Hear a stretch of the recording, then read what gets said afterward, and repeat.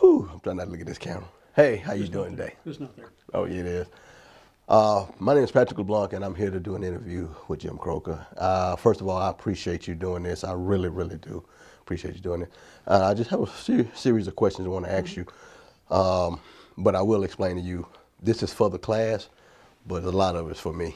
It really is for me. And so if I can just get your name, organization, and what do you do here? It's Jim Coker, and I'm the director of Jefferson County Emergency Management Yeah. for Jefferson County. Prior to that, I was in law enforcement for 35 years. Also was a course coordinator and instructor at the State Fire College, and I'm also an adjunct professor right now as well. Well, we have a lot in common. As you know, I am a retired police officer of Birmingham, and I am a retired Marine, and I'm now doing emergency management for Jacksonville State. So this is the field I like to be in. I want to be in a lot. In a disaster, if you can explain to me, what is your exact role as the director? The role of the EMA basically is coordination. Okay. So we coordinate, we communicate. That's our number one and number two things here. The type of coordination would depend on the type of the event. Right. So over the last couple of years, I've been here 2 years now. We've had tornadoes hit Jefferson County. We've had some winter weather events. We've had a lot of wildfires last fall. Right. So our coordination, for instance, on the wildfires may be a fire department contacts us. We need ATVs equipped to haul patients or fire skids. We know who's got those out in the county. So we coordinate getting those resources from the people that have them to the people that need them. If we have another large tornado event like we had back in 2011, Right. you're going to see a lot of medical going on. Yes. You're going to see a lot of sheltering going on. You're going to see a lot of infrastructure work going on, just as we try to get the county and the people back up on their feet again. That is definitely, because everything I've learned in school about this is coordination, like you said, and communication. Exactly. And the other part of that is the execution is, I've seen it happen, but also seen dealing with the Red Cross is training. Y'all do a lot of training in between disasters, and I am a witness to that because I've been through training down here as well as St. Clair County and up in Anniston. So y'all do a wonderful job in that. Thank you. So At one point, I was also on the Shelby County Red Cross Board. I was the vice chair of that. So Shelby County. Ooh. Very good resume. it's busy. You know, it's busy, but just the communication side. Right. Here in this county, in Jefferson County, we have over 30 cities. Right. And for me, it's like going to Baskin-Robbins ice cream. Okay. Because every city has a different flavor. Yes. Every city has different needs. They're all different sizes, Mm-hmm. but they're all our citizens. So on the communication side, we have to learn how to effectively communicate with our smaller towns to the larger cities and everything in between. Right. Okay. Well, let me ask you the relationship between emergency management and public administration. Like I said, they are separate, but they work together. And I do understand what emergency management and public administration is, but what is it to you? Well, as luck would have it for you, my undergraduate degree was in public administration. Oh. And way back then, you know, I'm 18 years old going into college back then. I wasn't thinking about my future now, but what I learned helps me every single day. Right. One example today, this morning I had to give a presentation to the county commission. So I have to interact with various levels of government and various government departments every single day. Right. And if I didn't have that background, I would not be as efficient as I hope to be. Right.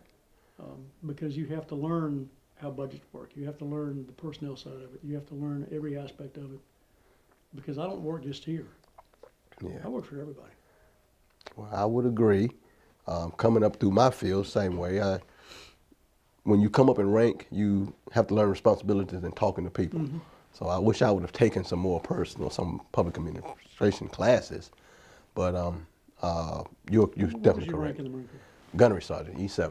Okay, there's nothing that anybody could tell you. Nothing. And I'm saying that as a compliment because You're I know right. on the Army side, I learned very early Yes. the guy that I need to to really get to know is the command sergeant major, Yes. because he's the guy that's got the experience, just like a gunnery sergeant. Yep. You are There's so nothing you correct. couldn't figure out. You are so correct. That's right.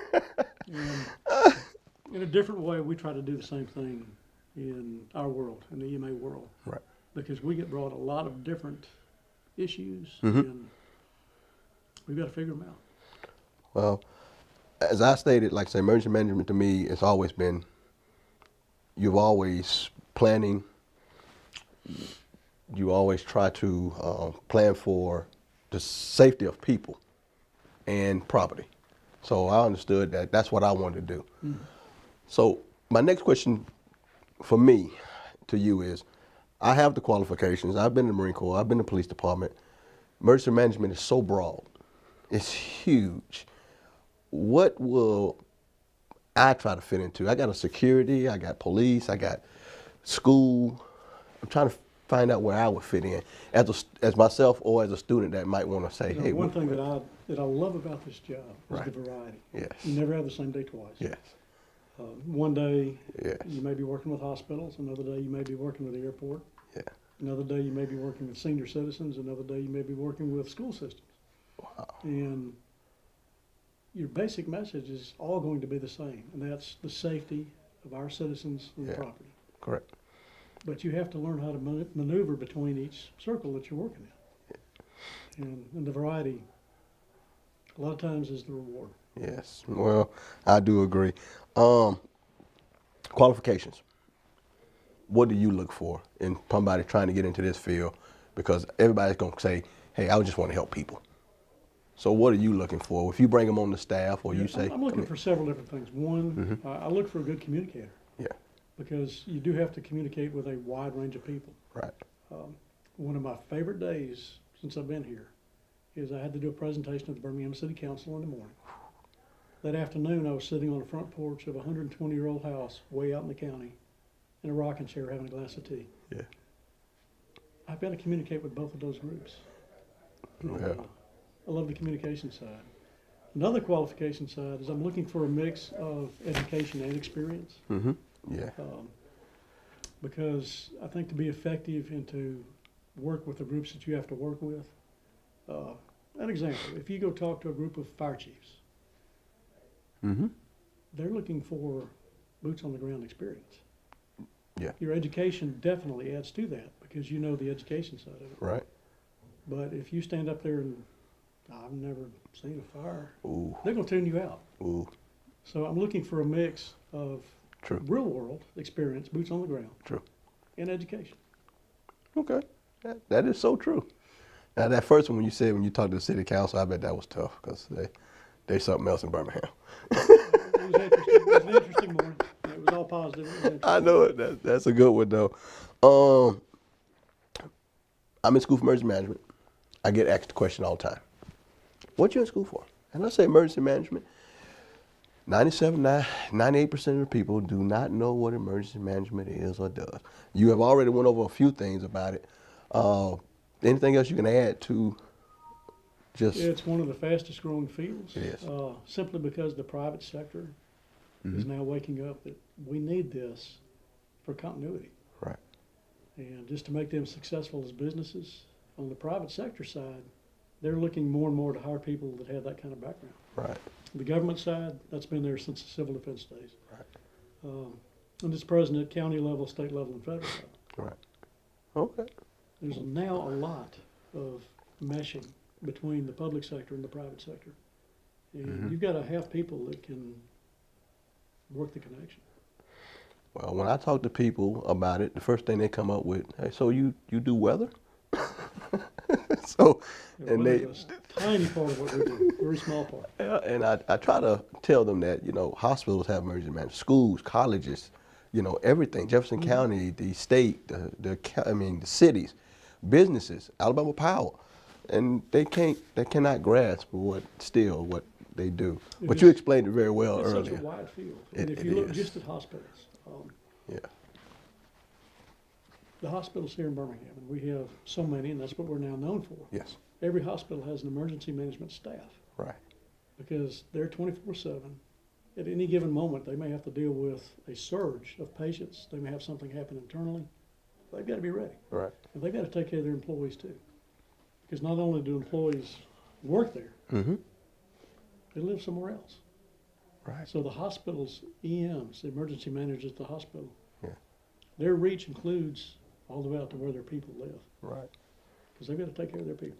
Well, that brings me to this last question, which is very important. Take care of the people.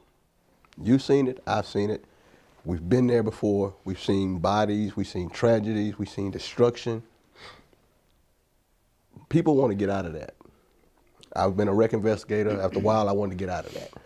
What is it in emergency management that will help them after they come out of that? Because it has to be something. Well, a little bit about my background. I worked CSI for 12 years. Yeah. I was a reconstructionist on the Yes. traffic side. It's hard. So you and I have Been seen there. the same things many times. Been there. And back in the day, if you had to deal with a horrific event, Right. you just kind of sucked it up. That's what we You did. internalized it. That's what we That's the did. way I was brought up.